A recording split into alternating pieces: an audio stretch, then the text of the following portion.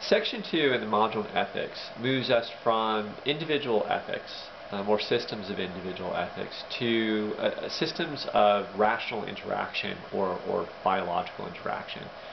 The purpose of this is not to represent rationality or biological development as an alternative to religious moralities, but simply to explore how ethics can and cannot be rational in specific contexts and in specific repeated interactions especially.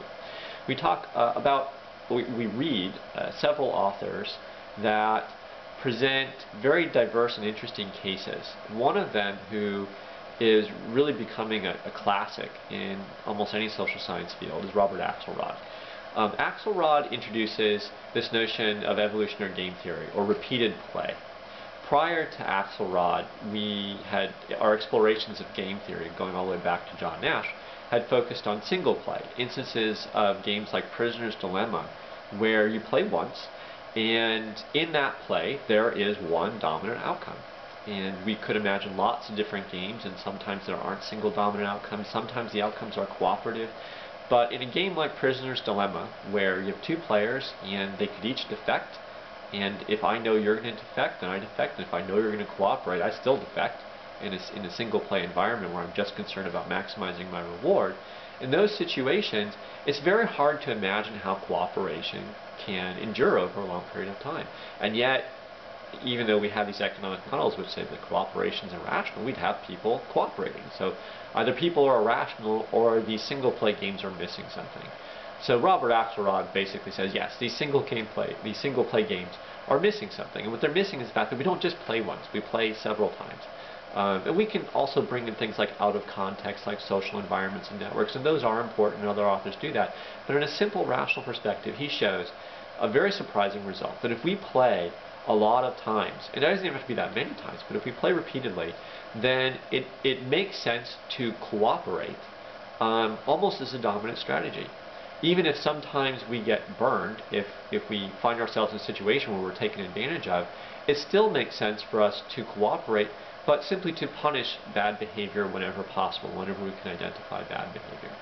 And he shows that this is true. It's fairly robust to a wide variety of environments, and it's robust to competition against different game strategies, a wide variety of game strategies. The next author that we read is Ridley.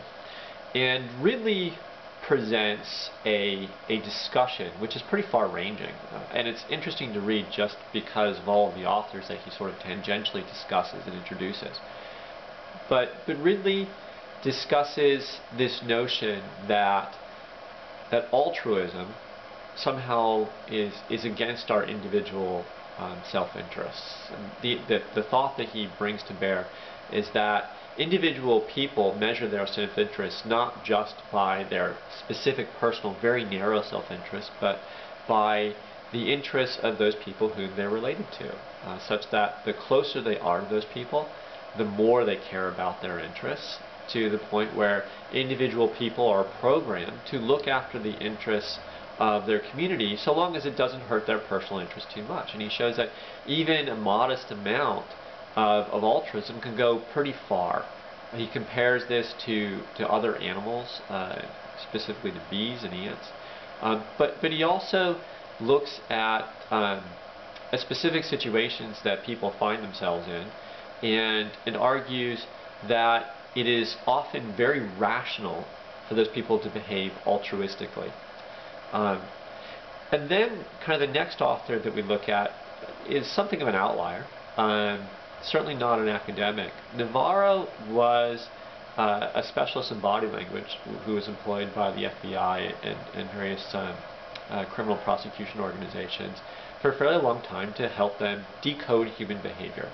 The reason we read Navarro isn't because he offers some incredible depth to the discussion of ethics, but really to demonstrate how difficult it is to behave unethically.